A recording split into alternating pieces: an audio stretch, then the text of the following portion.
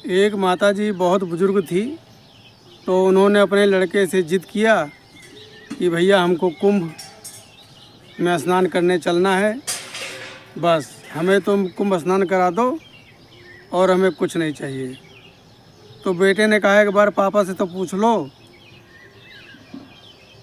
तो भाई वो माताजी अपने पति से पूछने गई, तो उन्होंने बोला इस उम्र में नहा कर क्या करोगे, जीते जी तो तुमने घर को नरक बना रखा है, अब कुंभ में जा कर के वहाँ भी नरक बनाओगे क्या। लेकिन जो वो बुढ़िया थी बहुत खरखर दिमाग की थी, वो अपने आगे किसी की सुनती नहीं थी, ना अपने आगे किसी की चलने देती थी। अंत में भैया निष्कर्ष ये निकला कि उस बुढ़िया ने किसी की एक बात नहीं सुनी। बेटे ने कहा कि माताजी कलेश मत करो, चलो तुम कुंभ नहा ही लो भाई, हम तैयार हैं चलो। अब बुढ़िया ने बुढ़े को भी तैयार किया, तुम भी चलो भाई, जब कुंभ में जाएंगे वहाँ जोड़े से नहाएंगे तभी बात बनेगी। जब भगवान ने हमारा जोड़ा सलामत किया रखा है कर रखा है तो जोड़े से नहाएंगे वहाँ पर, और जो दान पुण्य करना होगा जोड़े के साथ में करेंगे दान पुण्य। तो भाई बुढ़ा बुढ़िया अपने बेटे के साथ कुंभ गए नहाने। अब कुंभ में बहुत भीड़ थी, अपार भीड़। अब उसमें सब डुबकी के चक्कर में ना वो बूढ़ा तो खो गई भाई, बूढ़ा खो गई। बहुत ढूंढा, अनाउंसमेंट भी करवाया, लेकिन उस बुढ़िया का कहीं पता नहीं लगा। बुढ़ा यही बार बार कहता था मैंने मना किया था कि कुंभ मत चलो कुंभ मत चलो, लेकिन एक कलेसी बुढ़िया आकर के आखिर कलेश पैदा कर दिया ना, अब इसको कहाँ ढूंढे। खोजते खोजते 4-5 दिन हो गया। जब वो बुढ़िया नहीं मिली तो उन्होंने सोच लिया कि भाई चलो ये बुढ़िया जो है इसी में डूब के मर गई। अब वो चले आए भाई, बाप बेटे घर चले आए। तो बुढ़े ने सोचा कि अब ऐसा करो कि ये वो तो शरीर छोड़कर चली गई, अब वो गंगा में समा गई, तो ऐसा करते हैं इनका जो अंतिम संस्कार कर देते हैं। तो गांव में जो है पुरोहित पंडित को बुलाया और पंडित से सारी कहानी बताई। पंडित ने सब दिन तारीख रख दिया और उनका एक गेहूं के आटे का पुतला बना करके उसको जो है अंतिम संस्कार किया उस पुतले का, और उनका जो है क्रियाक्रम ठान दिया। 10वां बीत गया। 10वें में कच्चा खाना बनता, जैसे चावल है, उड़द की दाल है, दही बड़ा वगैरह है, तो पूरे जवार को खिलाते हैं, पूरे जवार को खिलाया। अच्छा 13वीं जो है 13 दिन पर पड़ती है। तो 10वां बीत गया। उसके बाद में 13वीं का इंतज़ार। जब 13वीं का दिन आया, अच्छा उधर वो बूढ़ा मरी नहीं थी, वो बूढ़ा थी जिंदा। उन्होंने डुबकी लगाई और बहाव में बह करके दूसरे किनारे लग गई। जब दूसरे किनारे लग गई, थोड़ी उनकी तबीयत भी ख़राब हो गई थी, तो दवा पानी में वहाँ पर जो है 8-10 दिन लग गया। अब बूढ़ा ने पूरा पता बताया, तो वहाँ पुलिस वाले जो है बूढ़ा को अपनी जिप्सी में डाला और ला करके उनको गांव में छोड़ा 13वीं वाले दिन। अब खाना सारा तैयार, निमंत्रण सारा बट गया।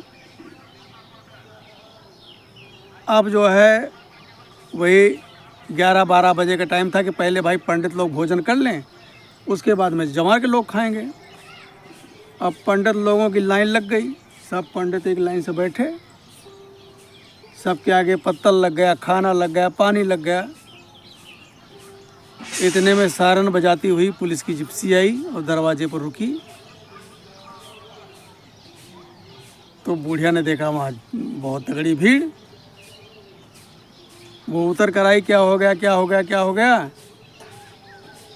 अब भैया पंडितों के किस्मत फूट गए, समझो पंडितों के किस्मत फूट गए। 13वीं वाले दिन बूढ़ा घर आ गई अपने। अब वो बुढ़िया बरसने लगी सबके ऊपर। तुमने मुझको खोजा नहीं, तुमने मुझको खोजा नहीं, मेरा इंतज़ार नहीं किया, और तुम तो चाहते थे कि मैं मर जाऊं। पूरा परिवार चाहता था कि बुढ़िया कब मेरे घर पाक हो, और इसीलिए तुम लोगों ने इंतज़ार नहीं किया, मुझे वहीं छोड़ आया। अब आकर के यहाँ मेरा क्रियाक्रम कर रहे हो। और सबने बहुत समझाया, बुढ़े ने बहुत समझाया कि भाई 4-5 दिन मैंने तुमको खोजा, जब कोई हाल खबर नहीं मिली तो हमने सोचा कि अब छुट्टी हो गई होगी। भाई कितने दिन आदमी खोजेगा, 1 दिन 2 दिन 4-5 दिन तो तुमको खोजा, नहीं मिली, तुम चले आए। हमने कहा लग यहाँ ते भी काम निपटा दो। तो वो बुढ़िया नाटक करने लगी। तो बुढ़े ने कहा ऐसा करो, अब तुम्हारे हिस्सा का 10वां हो गया है, 13वीं बाकी है, अब तुम्हारे हिस्से की 13वीं हो जाए। अब तुम जब कभी मरोगी तो तुम्हारी 10वीं और 13वीं करने की ज़रूरत नहीं पड़ेगी। अब ये जो चल रहा है ये कार्यक्रम चलने दो, समझे, अब इसमें विघन मत डालो। तुम हर जगह अपनी टांग घुसेड़ती हो, हर जगह विघन पैदा करती हो। तो ऐसा करो, अब तुम अपने जीते जी अपनी 13वीं की पूड़ी खा लो, समझे। शुरू करो पंडित लोग, तुम सब शुरू करो। पंडितों का खाना चालू हो गया, और जब पंडित लोग भोजन कर चुके तो बुढ़े ने रुपया दिया कि भाई सब पंडितों को दक्षिणा दे दो। वहाँ तो तुम दान कर नहीं पाई हैं, वहाँ तो तुम बह गई पानी में, अब अपने हाथों से पंडितों को दान यहाँ दे दो। तो बुढ़िया ने सारे पंडितों को अपने हाथों से दान किया, और पंडितों ने कहा कि माता जी तुम्हारा कल्याण हो। तो बुढ़िया ने कहा हमारा कल्याण हो, हमारे घर वाले कल्याण होने देंगे हैं? ये तो आते ही कल्याण कर दिया मेरा, यहाँ मरा घोषित कर दिया। अभी हम जिंदा बैठे हैं, आकर के मेरा बताओ, किसी का जीते जी 13वीं 10वां होता है?